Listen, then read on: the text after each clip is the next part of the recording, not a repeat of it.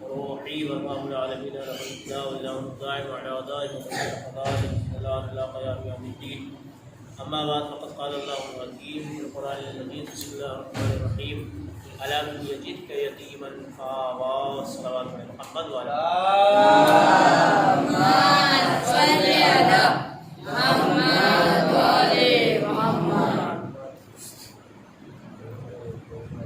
آج کی شب وفات جناب ابو طالب علیہ السلام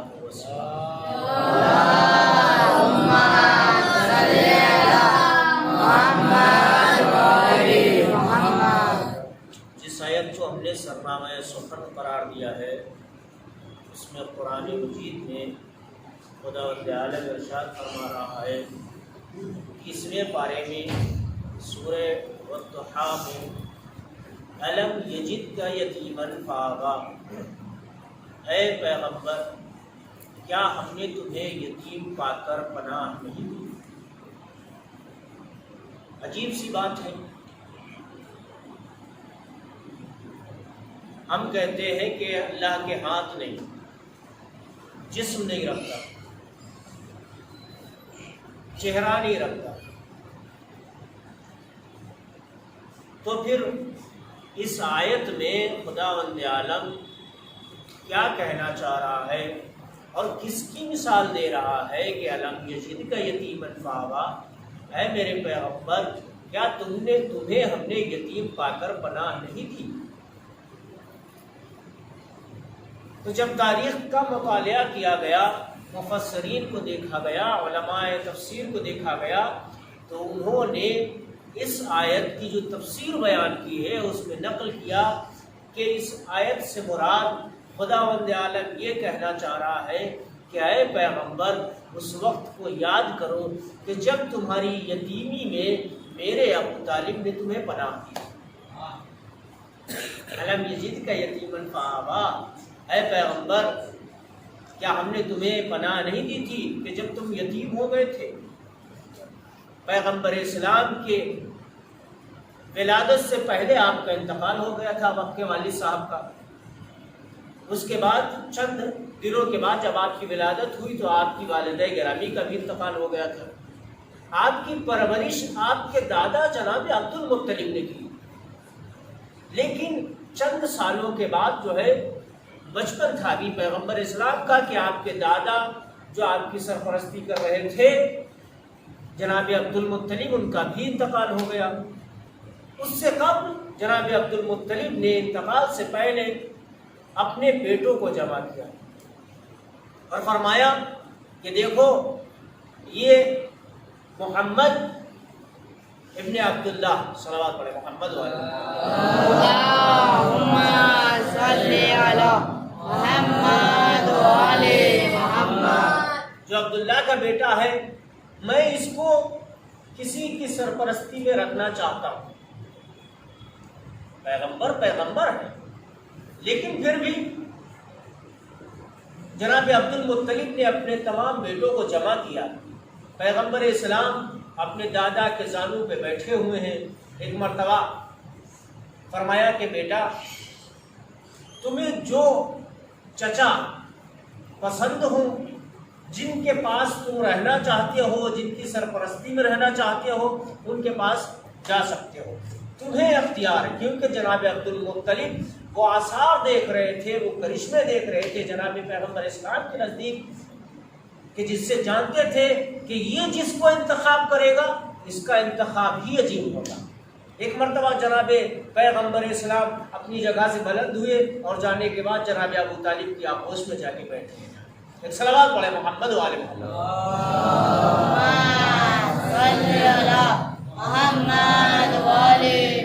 اور جناب عبد المطلب چاہتے بھی یہی تھے. ریزن کیا ہے، اس کی وجہ کیا ہے؟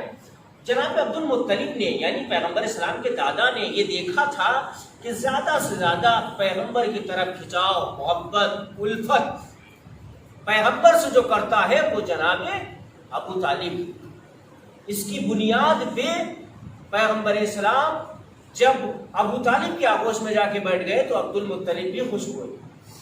और उसके बाद जब अब्दुल मुत्तलिब का इंतकाल हो गया, अब जनाब अबू तालिब की सरपरस्ती में है जनाब पैगंबर इस्लाम। बचपन है, पैगंबर इस्लाम को अपने से जुदा नहीं करना चाहते, वालेहाना मोहब्बत है, शौक है, बलबला है कि मेरा भतीजा मेरे पास रहे। हर लम्हा, हर मौका महल, यहाँ तक के अपने बच्चों को भी कुर्बान कर दिया अबू तालिब ने पैगंबर के ऊपर। शाब अबू तालिब में आप देखिए कि जिस वक्त आप गए हैं और वहां पे पैगंबर, जब जनाब अबू तालिब को खतरा महसूस हुआ कि हो सकता है दुश्मन कुरैश मक्के के कुफ्फार मक्का जो थे वो सबके सब पैगंबर के दुश्मन हो चुके थे जब पैगंबर ने तबलीग करना शुरू कर दी थी, तो वो चाहते थे कि जनाब पैगंबर इस्लाम को कत्ल कर दे। तो अबू तालिब ने वालेहाना मोहब्बत के तौर से, लोग कहते हैं कि वो निस्बत थी, नहीं निस्बत नहीं है, बल्कि जनाब अबू तालिब पैगंबर के अंदर वो चीज देख रहे थे, वो मोजिज़ात देख रहे थे कि जो दूसरा नहीं देख पा रहा था, ज़ाहिरन भी और बातिनन भी।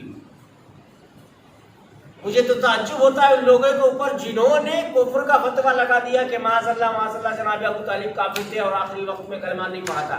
शर्म नहीं आती है उन्हें। तमाम दुश्मनों पर कि उन्होंने ऐसे कलिमात जनाब अबू तालिब के लिए, ऐसे सरपरस्त के लिए रखे कि जिसके पास नजासत करीब नहीं आ सकती है।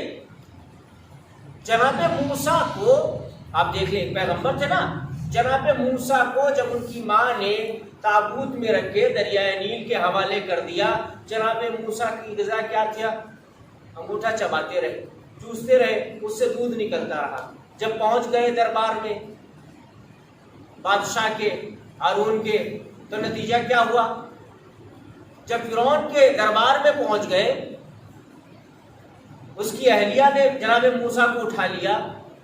अब दूध की जरूरत थी, कहां से पिए? एक से एक दाई बुलाई गई, एक से एक औरत सुबह से लेकर शाम तक लगी रही, लेकिन पैगंबर थे जनाब मूसा, किसी का भी दूध नहीं पिया, मगर ये कि जब आपकी बहन उम्मे कुलसूम आई है और आने के बाद उन्होंने कहा कि एक दाई और है, अगर आप इजाजत दें तो मैं उसको ले आऊं। कहा जाओ ले आओ। तो जनाब कुलसूम गई, अपनी माँ को लेके आई। जैसे ही मूसा ने अपनी माँ को देखा, होश में चले गए, दूध पीना शुरू कर दिया।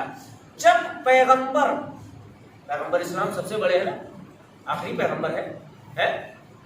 पैगंबरों में से सबसे आखिरी पैगंबर है। जनाब मूसा जो है वो उनसे छोटे हैं, इल्मी एतबार से कहा जाए या मेयार के एतबार से जो खुदावंद आलम ने रखा है। जब जनाब मूसा ने नजिस खाना, नजिस औरत के पिस्तान से मुंह लगाना बर्दाश्त नहीं किया, तो फिर ये पैगंबर तुम्हारा कैसा था कि जिसको तुम कहते हो कि अबू तालिब काफिर थे, उसके यहाँ जाके ग़िज़ा खाने लगा और उसकी परवरिश हुई तो उसके घर में हुई है, अबू तालिब के घर में। अफसोस होता है ऐसी अक्लों के ऊपर कि जिनकी अक्ल ये बर्दाश्त कर लेती है कि एक पैगंबर, आखिरी पैगंबर होते हुए एक काफिर के घर में खाना खा सकता है। नामुमकिन सी बात है। अच्छा, नतीजा क्या हुआ? पैगंबर इस्लाम की परवरिश कर रहे जनाब अबू तालिब। तो जब वहां पैगंबर इस्लाम को लिटाते थे, निस्फ़ शब यानी आधी रात में पैगंबर इस्लाम को उठा के अली के बिस्तर पे और अली को उठा के पैगंबर के बिस्तर पे ले जाते थे।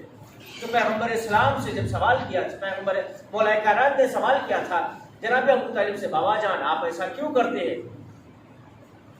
जबकि वो चाहते थे, बताना चाहते थे। ऐसा नहीं कि उन्हें डर था कि मैं कत्ल कर दिया जाऊंगा, नहीं। जब हिजरत देख लीजिए किस तरह पैगंबर इस्लाम ने हिजरत की। पैगंबर इस्लाम ने कहा अली तुम मेरे बिस्तर पे लेट जाओ। पैगंबर ने, मौला कायनात ने कहा कि या रसूलल्लाह क्या मेरे सो जाने से आपकी जान बच जाएगी? कहा हाँ मेरी जान बच जाएगी। तो कहा फिर ठीक है, बिस्मिल्लाह आप तशरीफ ले जाइए। नतीजा क्या होता था? रात की तन्हाई में पैगंबर के बिस्तर पे अली को, अली के बिस्तर पे पैगंबर को लिटा दिया करते थे। इस तरीके से जनाब अबू तालिब पैगंबर इस्लाम की जान को बचाना चाहते।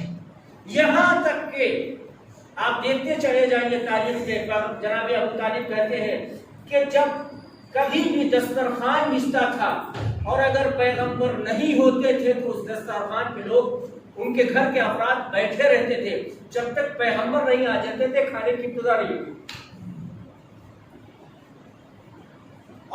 تھوڑا بھی کھانا ہوتا تھا تو سب کھا کے نمٹ جاتے تھے، لیکن کھانا باقی بچ جاتا تھا۔ یہاں تک کہ علماء تفسیر بیان کرتے ہیں کہ پیغمبر اسلام جب کبھی کوئی دسترخوان سے دودھ کا گلاس اٹھا لیتا تھا، ابو طالب کہتے تھے رکھ دو، ابھی میرا بھتیجا نہیں آیا۔ اور جب پیغمبر آ جاتے تھے اس کو پلانے کے بعد کہتے تھے اب پیو سب کے سب اپنے فرزندوں سے۔ اس وقت یعنی جب پیغمبر تناول فرما لیتے تھے تب جا کے ابو طالب کی اولاد اس چیز کو ہاتھ لگاتی تھی، کیونکہ جناب ابو طالب نے دیکھا تھا کہ جو برکت پیغمبر اسلام کے ذریعے سے ہو رہی ہے وہ کسی اور کے ذریعے سے نہیں حاصل کی جا سکتی ہے۔ صلوات پڑھے محمد و آل محمد پر۔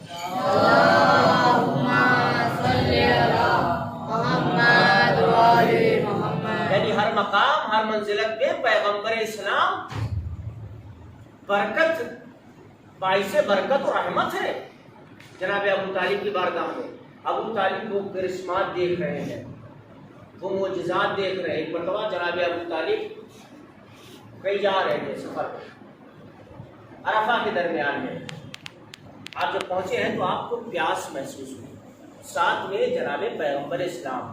اور اس وقت بعض روایتوں میں ہے کہ 9 یا 8 برس کے پیغمبر اسلام تھے، یعنی 8 سال کی ایج تھی پیغمبر اسلام کی۔ آپ جا رہے تھے، آپ کو پیاس محسوس ہوئی۔ ایک مرتبہ ابو طالب نے کہا کہ بیٹا مجھے پیاس محسوس ہو رہا ہے، اندازہ لگاؤ، کہیں تلاش کرو قریب میں پانی مل سکتا ہے۔ مجھے تو تعجب ہوتا تھا یہ واقعات پڑھنے کے بعد کہ جناب ابو طالب بزرگ ہیں اور بچے سے کہہ رہے ہیں کہ بیٹا مجھے پیاس لگ رہی ہے۔ پیغمبر اسلام نے کہا کہ چچا جان مجھے نیچے اتار دیجیے۔ ابو طالب نے پیغمبر اسلام کو سواری سے نیچے اتارا۔ پیغمبر اسلام ایک پہاڑی کے قریب گئے، ایک پتھر کے پاس اس نے لات ماری، چشمہ جاری ہو گیا۔ کہا چچا جان پانی پی لیجیے۔ ابو طالب قریب گئے، پانی کو پیا، پانی پینے کے بعد پیغمبر اسلام نے پھر سے ٹھوکر ماری، اپنی جگہ خشک ہو گیا۔ اس طریقے سے پیاس کو اپنی بجھایا، یہ معجزہ دیکھا۔ پھر پیغمبر جناب ابو طالب کرتے کیا تھے؟ پیغمبر ابو طالب عطر اور گیہوں ان سب چیزوں کی تجارت کیا کرتے، لے کے بازاروں میں جا کے بیچتے تھے، یہ لے کے آتے تھے۔ تو جناب ابو طالب ایک سال جب جانے لگے، انہوں نے کہا کہ بیٹا ہم جانا چاہتے ہیں شام اور کچھ تجارت کرنا چاہتے ہیں، آپ اجازت فرمائیں۔ تو پیغمبر اسلام نے کہا کہ نہیں چچا جان، میں اکیلا نہیں رہ سکتا۔ اور خود ابو طالب یہ بات برداشت نہیں کر سکتے تھے کہ اپنے بھتیجے کو چھوڑ کے چلے جائیں، کیونکہ اس قدر لگاؤ رکھتے تھے پیغمبر اسلام سے۔ کہا نہیں چچا جان میں بھی ساتھ میں چلوں۔ کہا تو ٹھیک ہے چلو بسم اللہ۔ جناب ابو طالب نے پیغمبر اسلام کو اونٹ پہ بٹھایا، تجارت کا سامان لے کے چل دیے، شام جا رہے تھے۔ ایک راستے میں پہنچے، شام اور مکے کے درمیان ایک راہب رہتا تھا، وہ حیرہ نام۔ جب وہاں پہ پہنچے ہیں، پہنچنے کے بعد جب پیغمبر اسلام پہاڑیوں سے گزرتے تھے، پیغمبر کا اونٹ جس پہ پیغمبر سوار تھے، ابو طالب سوار تھے، تو ایک بادل کا ٹکڑا تھا جو پیغمبر اسلام کا اونٹ جہاں جہاں جاتا تھا وہاں وہ بادل کا ٹکڑا سائے کیے رہتا تھا، یعنی آپ کو دھوپ نہ لگنے پائے۔ یہ کرشمہ، یہ کرامات ابو طالب دیکھ رہے تھے۔ جب پہاڑوں سے گزرتے تھے تو جن پھولوں میں خوشبو نہیں ہوتی تھی اس میں خوشبو آنا شروع ہو جاتی تھی۔ جو سبزہ زار صبح خشک ہو چکا ہوتا تھا، سوکھ چکا ہوتا تھا، اس میں ہریالی آ جاتی تھی۔ جس درخت کے قریب سے پہنچتے تھے درخت اپنے سروں کو جھکا لیتے تھے، پیغمبر کو سلام کیا کرتے تھے۔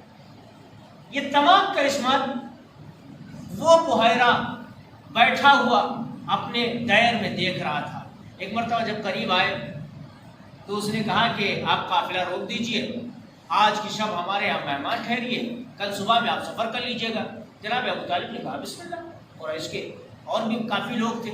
جناب ابو طالب رک گئے، پیغمبر اسلام سے کہا کہ بیٹا آپ یہیں رک جاؤ، ہم لوگ دعوت کھا کے آتے ہیں۔ پیغمبر کو سامان کے پاس چھوڑ دیا، سب چلے گئے۔ اب وہ تلاش کر رہا ہے اس میں کون ہے وہ شخص کہ جس کے لیے میں نے دیکھا درختوں کو سجدہ کرتے ہوئے؟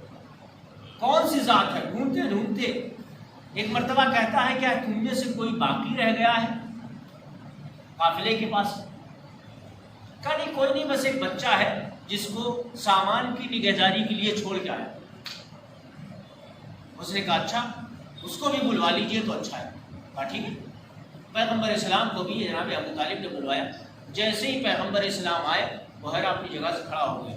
کہا اگر اجازت ہو تو میں آپ کی پشت چیک کرنا چاہتا ہوں، تلاش کرنا چاہتا ہوں۔ کہا کیا دیکھنا چاہتا ہوں؟ ایک مرتبہ وہ چہرہ دیکھا پیغمبر اسلام کا، تو پوچھتا ہے ابو طالب سے کہ یہ بچہ کون ہے؟ کہا میرا بیٹا ہے۔ کہا نہیں ہو سکتا۔ ابو طالب نے کہا ایسی بات تم مجھ سے کیوں کر رہے ہو؟ کہا نہیں، اس کے باپ کا تو انتقال ہو جانا چاہیے تھا اور تم کہہ رہے ہو کہ میں اس کا باپ ہوں۔ کہا حقیقت یہ اس کے باپ کا انتقال ہو گیا ہے، جناب عبداللہ کا، پیغمبر اسلام کے والد محترم کا، میں اس کا چچا ہوں۔ کہا ہاں یہ صحیح ہے۔ کہا اگر اجازت ہو اس کی میں پشت چیک کر لوں، بوسہ لے لوں؟ کہا ہاں مسئلہ کوئی بات نہیں۔ وہ بحیرہ دیر سے آیا، آنے کے بعد اس نے پیغمبر کی پشت پہ مہر نبوت کا بوسہ لیا، اور بوسہ لینے کے بعد جناب ابو طالب سے کہا کہ اگر دشمنان دین سے، یہودیوں سے اس بچے کو بچانا چاہتے ہو تو اب اس کو آگے لے کے مت جانا، یا تو آج کے بعد سفر نہ کرنا۔ جناب ابو طالب نے اسی دن سے سفر کرنا بند کر دیا اور پیغمبر کو لے کے واپس چلے آئے۔ ایک صلوات پڑھے محمد والے۔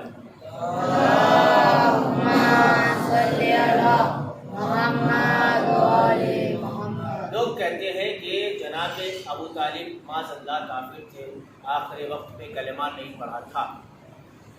عجیب فکر ہے۔ جب یہی بات کسی شخص نے جناب مولا کائنات سے کہا کہ تمہارے والد معاذ اللہ کافر تھے، تو مولا نے فرمایا کہ جس کا بیٹا قسیم الجنت والنار ہو، جنت و جہنم کا تقسیم کرنے والا ہو، اس کا باپ کہیں کافر ہو سکتا ہے؟ چلو اگر ہو بھی سکتا ہے تو میں یہ بات اپنی طرف سے کہہ رہا ہوں کہ جس کا بیٹا قسیم الجنت والنار ہے، جنت و جہنم کا تقسیم کرنے والا ہے، صرف اپنے باپ کی اتھارٹی میں جنت کو دے دی، تم سب کو اٹھا کے جہنم میں ڈال دے گا۔ ایک صلوات پڑھے محمد والے محمد۔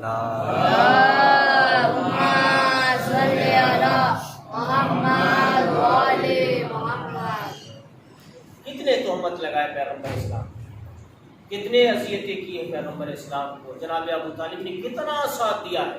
چند لوگ آئے جو جناب پیغمبر اسلام نے شاب ابو طالب سے نکلنے کے بعد آپ نے تبلیغ کرنا شروع کر دی۔ اللہ کی طرف سے حکم آ گیا کہ تم تبلیغ کرو۔ تو جب چوتھا دور آیا، پیغمبر اسلام نے تبلیغ کرنا شروع کر دی۔ اس درمیان کفار مکہ نے اعتراض کیا کہ نہ جانے ابو طالب کے بھتیجے کو کیا ہو گیا ہے کہ ہمارے لات منات عزا، وہی پرانے والے لوگ جو ہے ان کو برا بھلا کہتے ہیں، اور نہ جانے کون سا جو خدا لے کے آیا۔ تو وہ سب کے سب اکٹھا ہوئے، جا کے ابو طالب سے کہا کہ ابو طالب اپنے بھتیجے کو سمجھا لو، پتہ نہیں کیا کیا کہتا رہتا ہے، کون سا مذہب لے کے آیا، کون سا نیا دین لے کے آیا ہے، اور ہمارے خداؤں کو برا نہ کہے۔ تو ابو طالب نے کہا ٹھیک ہے تم جاؤ، میں سمجھا لوں، میں بول لوں گا۔ پیغمبر اسلام آئے، جناب ابو طالب نے کہا کہ بیٹا آج کفار قریش آئے تھے، مکے کے کافر آئے تھے، اور وہ یہ بات کہہ رہے تھے کہ اپنے بھتیجے کو سمجھاؤ، ہمارے خداؤں کو برا نہ کہے، آپ کی کیا رائے ہے؟ تو پیغمبر اسلام نے کہا ٹھیک ہے ان کو آنے دو، بات کرتے ہیں۔ پھر دوبارہ جب بڑے بڑے رؤساء پارٹی والے لوگ آئے، اور آنے کے بعد انہوں نے جناب ابو طالب کی بارگاہ میں یہ مسئلہ پیش کیا کہ اب بہت ہو گیا، اب نہیں سننے والے، کیونکہ تمہارا بھتیجا جو ہے اعلان اعلان تبلیغ کر رہا ہے، قولوا لا الہ الا اللہ، لا الہ الا اللہ کہو اور فلاح پا جاؤ، ہمارے خدا کو برا کہتا ہے، ہمارے لات منات عزا کو برا کہتا ہے۔ تو پیغمبر جناب ابو طالب نے کہا ٹھیک ہے، بھتیجے کو بلایا، بھتیجے کو بلانے کے بعد جب سامنے بٹھایا، کہا بیٹا ان کا کہنے کا مطلب یہ ہے کہ ہمارے خداؤں کو برا نہ کہو، اور یہ کون سا دین مذہب لے کے آیا؟ پیغمبر اسلام ایک مرتبہ آنکھوں سے اشک ڈالی۔ جناب ابو طالب نے کہا کہ بیٹا اس میں رونے کی ضرورت نہیں ہے، آپ جیسا حکم فرمائیں، رحمت للعالمین ہے آپ، آپ جیسا حکم فرمائے ویسا میں انجام دوں گا۔ تو جب یہ بات انہوں نے کہی ہے تو جناب پیغمبر اسلام نے صلوات پڑھیں محمد والے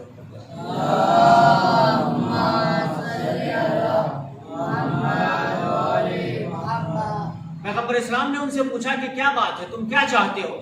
کہا دیکھو ابو طالب، تم اپنے بھتیجے سے کہہ دو اور تم اس کے بدلے میں ہم سے کوئی ایک خوبصورت سا نوجوان لے لو، اس کی پرورش کرو، اس کو پالو، اس کے اپنے پاس رکھو۔ جناب ابو طالب نے کہا عجیب لوگ ہیں آپ، اپنا دے رہے ہیں مجھے پالنے کے لیے اور میرا بھتیجا لے رہے ہیں اس کو قتل کرنے کے لیے۔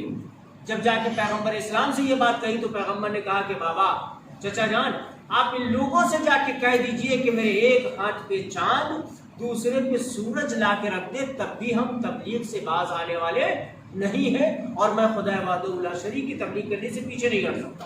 ایک صلوات پڑھے محمد والے محمد۔